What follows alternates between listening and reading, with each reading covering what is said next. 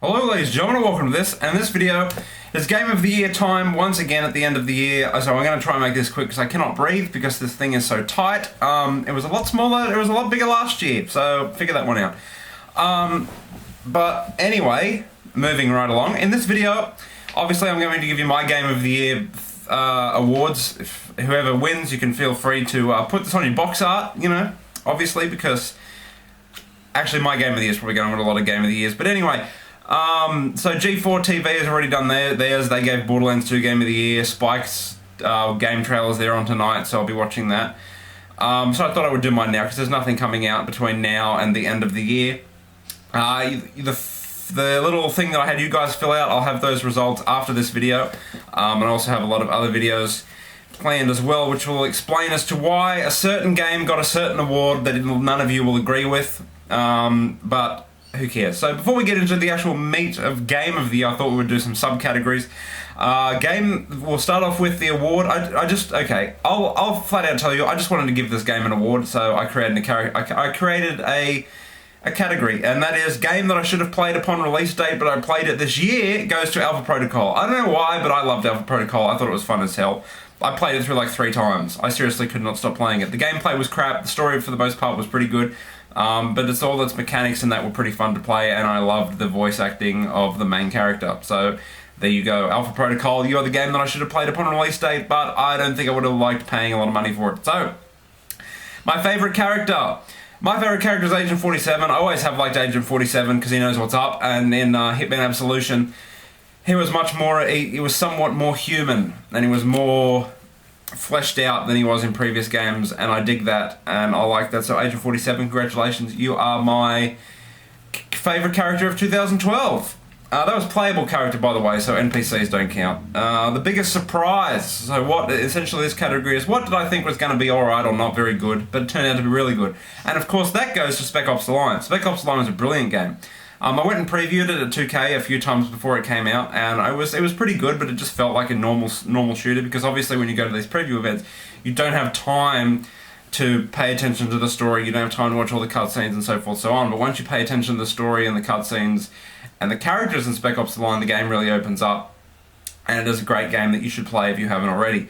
The best developer, I think this year goes to Ubisoft in general. I know that they're a publisher, but they're also a developer as well, so I'm going Ubisoft Montreal.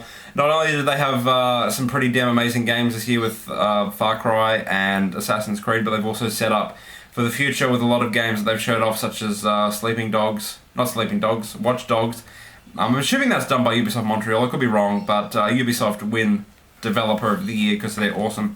Best voice acting goes to Assassin's Creed 3, I don't think anyone could deny that. It's amazing how well that they populate and flesh out the worlds that they create, and it's truly amazing that they can do that. So of course that gets the best voice acting, and whoever done the voice of the dude with the mustache, I can't remember his name, can't remember it.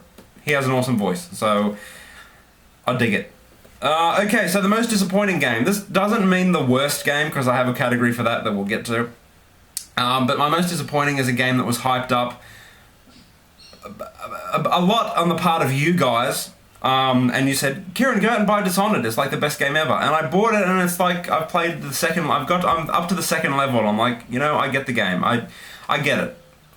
You know when you play a game, and it's good, but you're like, oh, I understand what they're trying to do, and it's like a low budget kind of game, I would assume, and it's weird. Like, it's a good game, don't get me wrong, it's just, from what everyone hyped it up to be, I don't think it could ever get up to that, so it's the most disappointing game of this year. It can share that with Medal of Honor Warfighter if it wants, but I knew that Medal of Honor was going to be a little bit iffy, but Dishonored was definitely hyped up to be something amazing, and a lot of people do think it's amazing, that's great, but me personally, no, I'm not having fun with it. So the worst game, okay, this is going to get some comments, but I'm going to do a video later describing why I picked this game for worst game. Now, there's 2 things that I've selected. Medal of Honor Warfighter is the worst game that I've played, but by definition, the worst game that I've played this year is Far Cry 3, and I will tell you why. Because the game is permanently broken. I cannot get it to work.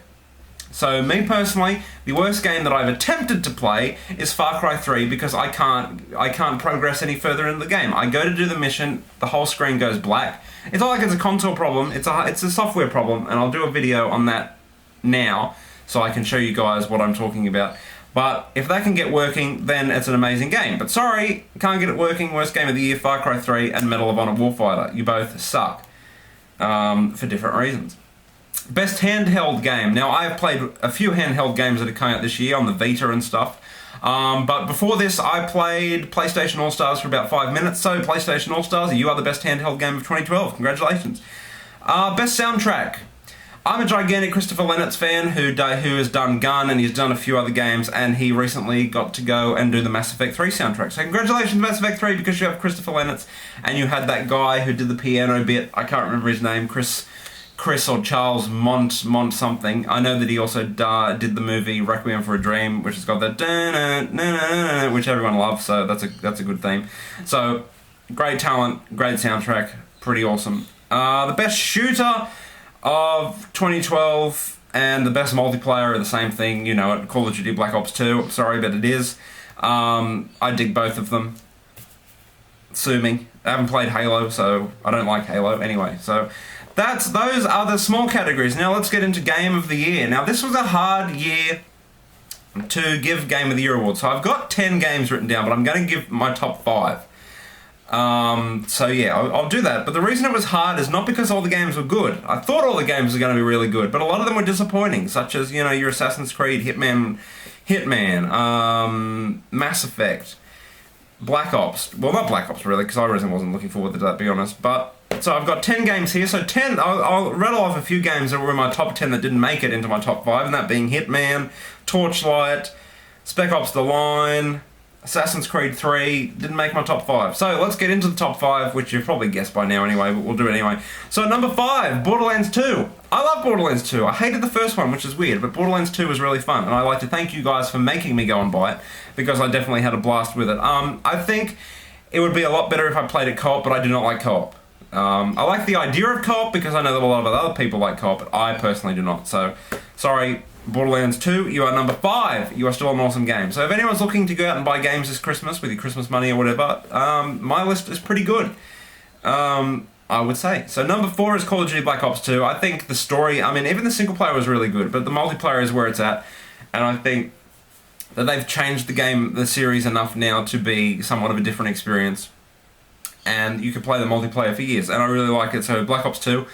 Number 4 in my Game of the Year. Now let's get into the top 3, the only 3 numbers that anyone really cares about. So number 3, this is going to be a surprise to people. I put The Witcher 2.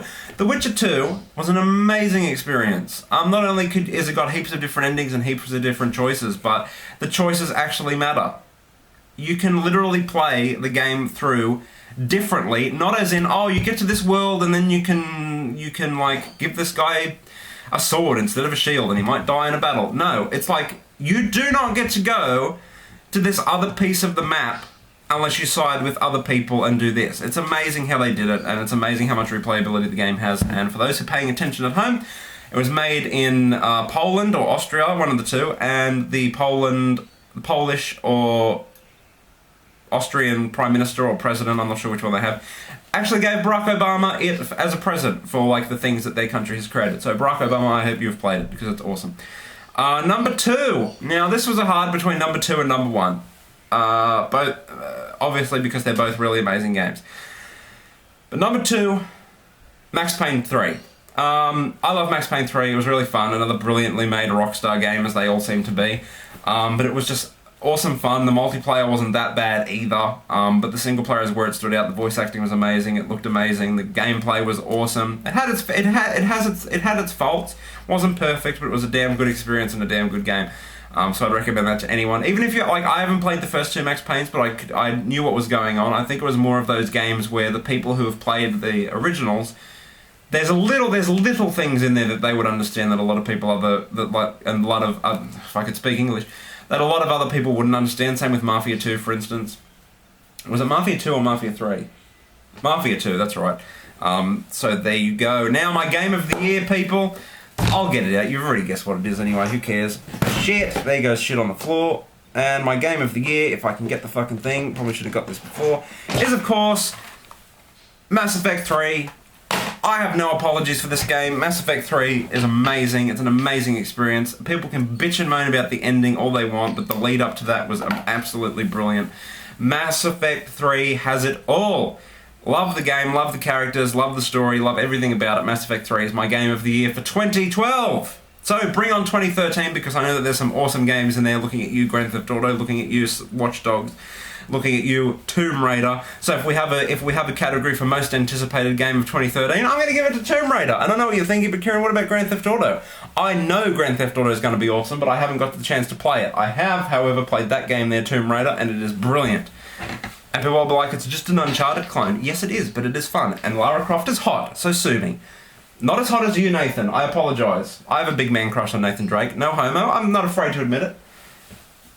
This video got weird. But my game of the year, Mass Effect 3. I hope you all have enjoyed my video and my thoughts on Game of the Year 2012. I'll be sure to upload the video showing your guys' results within the next day or so. So until next time, I'm out. Rate, comment, and subscribe. Tell me what you think.